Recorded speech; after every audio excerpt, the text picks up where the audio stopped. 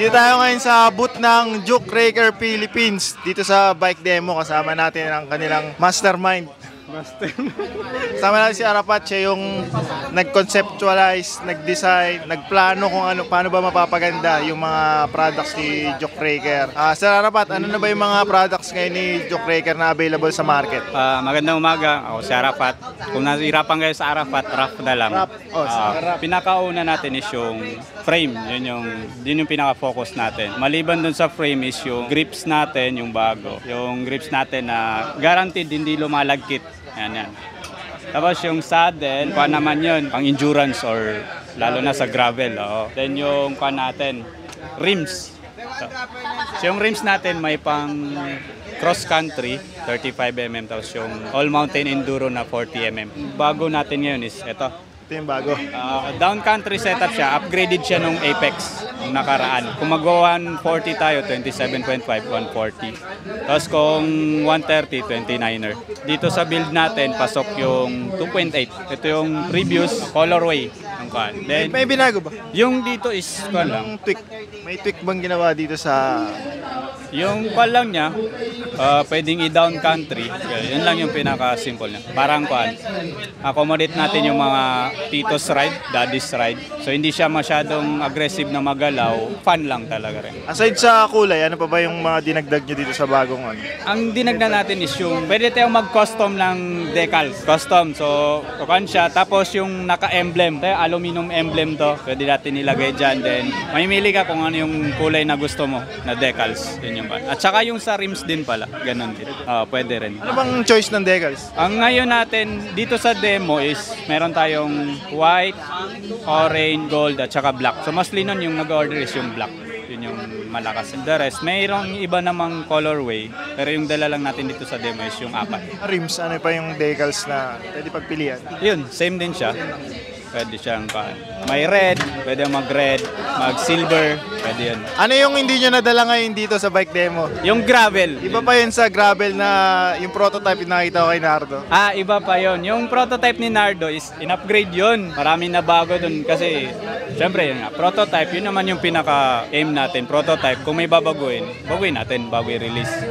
Maraming comment din yung community, in-upgrade natin. At saka din, shoutout din sa kay Coach Go for Gold. Isa rin siya sa nag-output ng nito. Thank you sir sa para sa upgrade natin dun sa gravel bike. Gravel frame pala. In-apply nyo bali yung feedback ng community dun sa prototype bago nyo i-release yung pinakang ano? Ganun. Yun yung pinaka-goal natin. Comment ng community, apply. Hindi yung kapa-kapa, maglalabas ng basta-basta. Hindi. Kaya tumatagal yung nire-release natin. Actually yung gravel, prototype yan 2022 pa eh. Ay ngayon, 2024 na kasi may changes. Kailan namin makikita sa market yung gravel bike frame? Hopefully, pag wala ng technical issues or something sa factory, ilalabas natin siya sa Ultra Gravel ngayong July. Doon na siya makikita. Nakagano na ba si Nards? Si Nards? Meron na yan. Si Nards pala, yung cameraman namin dyan sa likod. Isa rin na babusisi nagko-comment sa mga kuwan natin. Paano natin ma-improve yung mga frames natin? Maraming reklamo. Maraming reklamo. Pero mas maganda yung maraming reklamo. At least may malalaman natin kung ano yung i-adjust natin. Ganun naman yun. Ano ba pwede naming abangan from Juke Raker na lalabas na hindi pa namin alam? Ang isa is crankset. Isa yun. Hindi pa namin nakikita yun. Hindi pa. Wala pa nakakita dun. Ako pa lang. Ako pa lang yung crank. Then actually is maglalabas kami ng 5 years anniversary frame. So it's like a special frame talaga siya. Tapos yung pala rin, ito kasi may request kasi si Ian. Kaya medyo natatagalan soon yung all mountain hardtail natin. Ina-adjust lang tayo para at least sulit pag ilabas natin. Parang kung pwede wala ka ng comment. Ganyan ka.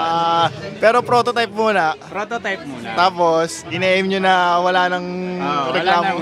Wala nang comment para wala nang sabi-sabi. Yun na yun. Abang-abang yan. Yung hardtail all mountain frame ni Juke Raker, abangan niya, maglalabas sila. Saan namin pwedeng makita ang mga updates ay Juke Raker? Sa Facebook page lang ng Juke Raker, sa Juke Raker Cycle Project, yung natin. Juke Raker Philippines. Magpo-post lang kami doon. Lalo na yung sa gravel. Kasi yung gravel natin is 50 frames lang yung lalabas. So sa ngayon actually may naka-reserve na ng 13. So yung natitira, paunahan na lang.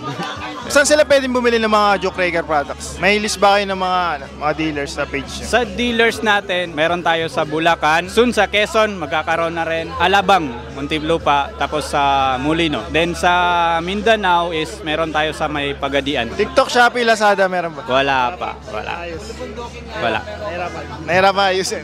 Nahirapan ba? Ito pa rin yun, yung Apex X3. Oh, same. Gumawa lang sila ng limited edition ng kulay. Itong stealth. Kasi before pa na linabas ni Duke yung mga kulay na green, white, tapos yung black, may naghahanap na talaga ng kulay na to. Matte. Dati kasi walang mga emblem eh. Ngayon, meron na. Yan. O, di ba? O, aluminum na emblem. Two color yung decal siya. Merong glossy na black, tsaka itong white. Yan, pinagkaiba. Pero same, matte.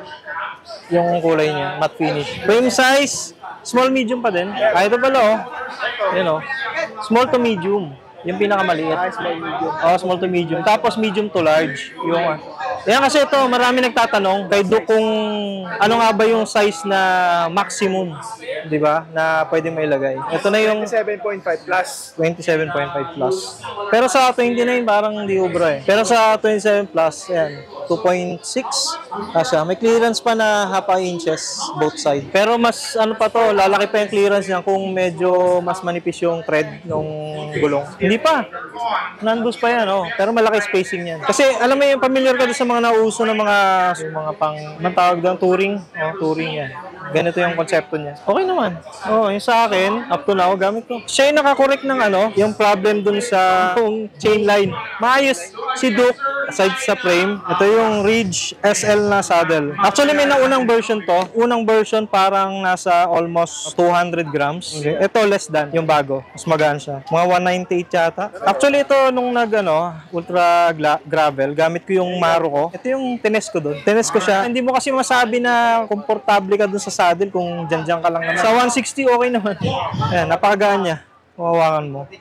Parang wala lang. Manganese rail. Manganese yung rail. Parang wala, di ba? Tapos ito yung inaano namin kung matatanggal. 160 kilometer, halos basa na yung kakabuhos Hindi siya natanggal. Nandun pa rin nakakabit yung ganito ko sa Duke Raker ko. Wala, hindi siya natanggal. Galing nga Akala ko, pagkakalaminate niya, pag mga ilang upo mo lang, tanggal na ito, hindi. Ito yung naunang color na release ng Apex X3. Ito meron tayo ditong parang gray, tapos blue, white, tsaka green.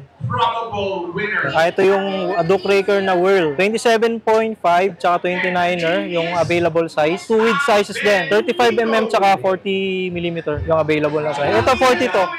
40. Tapos sa 29, 35. May 27 din sa 35. May 40. Yan. 40. Yan. Ang inner nito is 32. 32 yung inner, tapos yung external 35. Sa 40 naman, 40 yung 35mm yung 35 yung internal, tapos external 40. Parang hindi siya diretso. Naka-offset. Yeah, Siya mga grips. Ang hindi nalulusaw na grips. Ito yung X32, A32, X4XC, A4 All Mountain. Yun lang naman yun Yan. May interview ako nito kay naalala mo. Grabe, hindi ko matandaan yung technology na sinabi niya. Pero ito yung hindi siya naglalagkit na grip. Sobrang subok na. Ang dami na nakagamit nito. Hindi talaga, ayun pa, ayun. Kaya namin binibilad sa araw. Yan. Ito. Diba? Pero hindi na siya. Tapos ito pa yung isa. Masim na. Yun yung pambato ng grip na to. Hindi siya lumalagkit. Nasabi sa akin hindi daw nasisira yung Yung gilid. Ay, may plastic pa na sa gilid. May plastic siya sa gilid.